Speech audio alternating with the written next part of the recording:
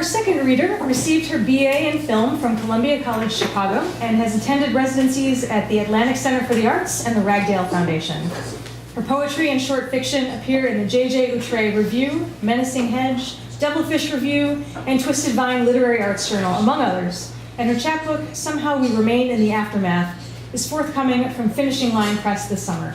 Please welcome Sara Krueger.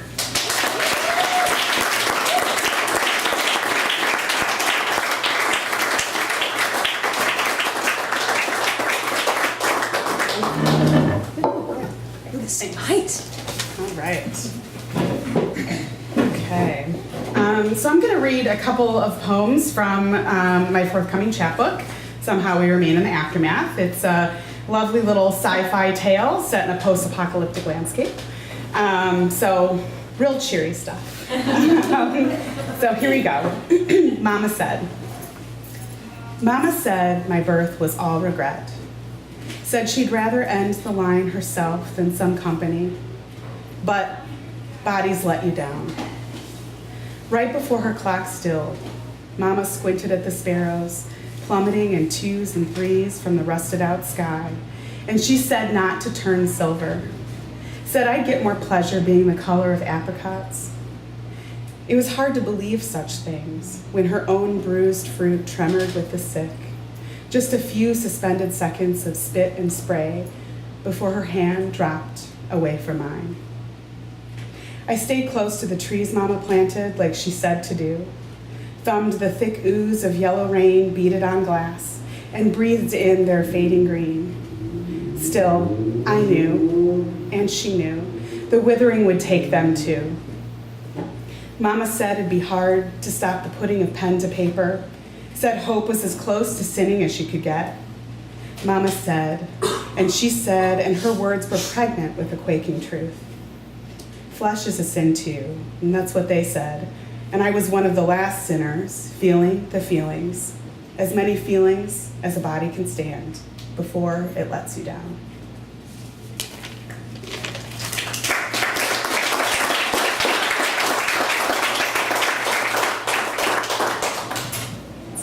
Becoming robot.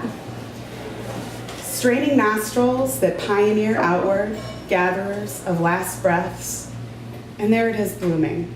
Sweet smell of rotting sick, like pineapple syrup from a can, with an undertone of aluminum. A flavor note appearing right when the brochure said it would.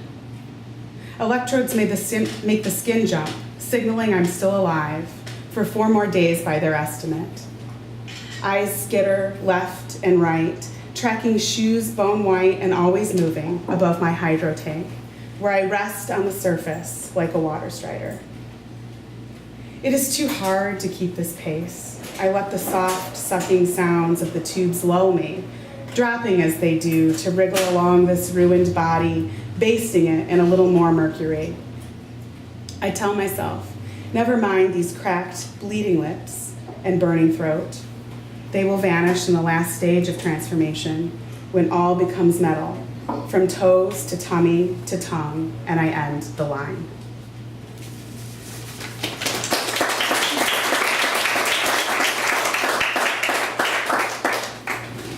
Metal moonrise. Now I walk with the fireflies, fluid, the very same neon, slowly pumping to all my parts. Moonshine is all my metal can manage, a detail left for the fine print. I scrape and squeak through the browning reeds, a few steps behind the others, on our nightly pilgrimage to the company men. In their white jumpsuits and elephantine masks, they toil in the old factories, hoses tossed over shoulders like ties at long-ago meals, fixing us up so we can continue, and our cleanup crews stretching the waterways, praying for a day when the lines will start again. And I wonder about this second chance they sold, as the crabs click-clack like cutlery against me. I wonder what I am now, what I ever was. After all, there is no heart, no skin to touch, only viscous liquid, cogwheels and springs, and hammered steel plating. Mama said I'd turn and turn until all recognition failed. Said she'd never know me when she sat perched and peeking from the big beyond. And I wonder what I ever will be now. laboring like this at a drowning depth in the backwater bayous, paying the payment I signed for when I left my flesh behind.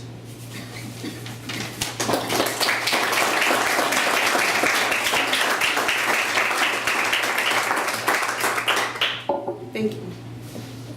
Company man. Another wretched night comes, with the cleaners trudging line after line towards my station. We are a broken business, a failed population better suited to the halls of extinction. But we knew this. Yet we refused in all our limbic wisdom to let go gracefully. Instead, we burrowed, borrowed, and bargained, and our sweet, sweet blue kept on its way to becoming Venus. Some of us cowered, others became lost, or we bent to the task, driven by the hypnotic droning of the machines. We even shucked our skins entirely and slipped beneath the waters. But somehow we remained in the aftermath, like scattered husks found after a hard harvest. I arrange my tools and get to it, hating how many of my friends I see in these faces I fix.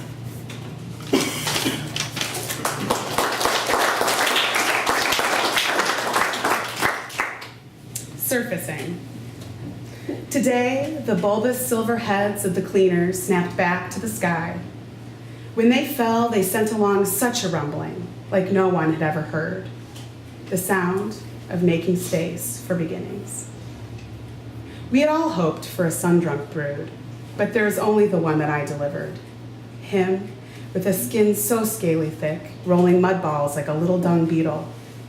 I shepherd him half-heartedly as his chubby legs scoot along the tunnels, imagining what he will find and what he won't. And I realize he'll likely not care.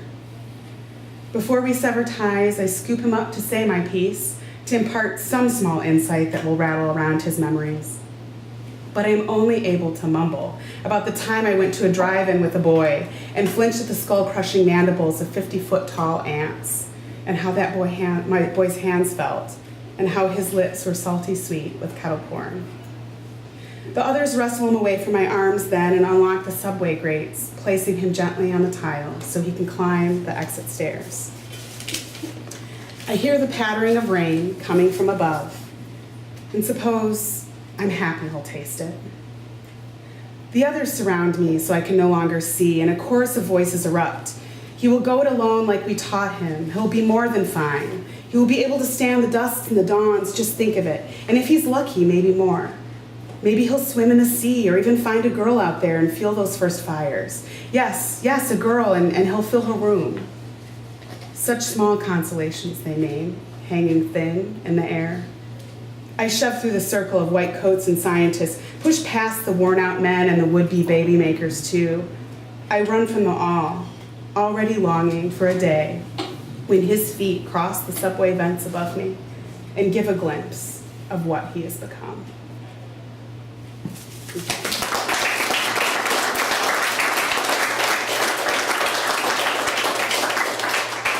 Thank you so much. So those are 5 poems from the new collection coming out. If you're curious about a copy, you can visit my website at sara-krueger.com. I wanted to read just one last poem for you. Total shift in tone. We'll just see how it goes. It's newer, and I just want to give it a run. Mabel. Her belly is forked purple, looks like a tiger. She jumps when she's naked, squeals, earthquake. I come home quickly. Today, she has the cook fix me bacon and eggs scrambled hard. I watch her work the diner in her cheap polyester, wait for her to punch the clock. I think about later. How I will zip her down slow and watch the folds of her belly push out, itching for air. We can be tangled limbs in our sedan, skin sticking to back seat vinyl.